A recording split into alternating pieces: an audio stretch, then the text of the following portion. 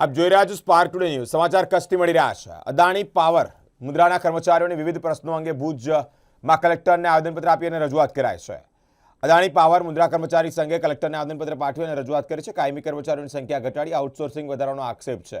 છેલ્લા કેટલાક મહિનામાં 10થી વધુ કાયમી કર્મચારીઓને નોકરીમાંથી હટાવવાનો દાવો છે. કંપનીની નીતિને કારણે 40 થી 50 કર્મચારીઓ પર રોજગારનું સંકટ હોય તેવી રજૂઆતમાં ઉલ્લેખ કરાયો છે. મેન પાવરમાં અંદાજે 50% સુધીનો ઘટાડો કરાયો હોવાનો પણ આક્ષેપ છે.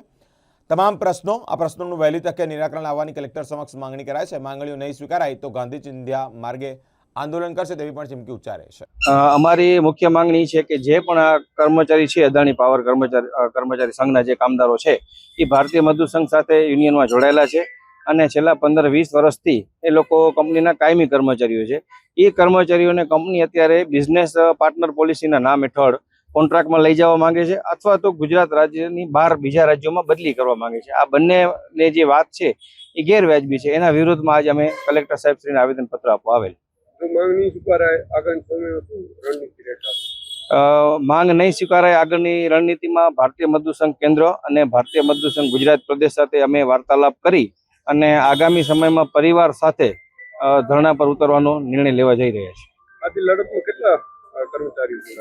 આ ટોટલ 250 જેટલા કર્મચારીઓ છે ને આજે અહીંયા ભુજ ખાતે 170 થી 150 જેટલા કર્મચારીઓ હાજર હતા અને એમની હાજરીમાં કલેક્ટર સાહેબશ્રીને આવેદનપત્ર આપેલ છે.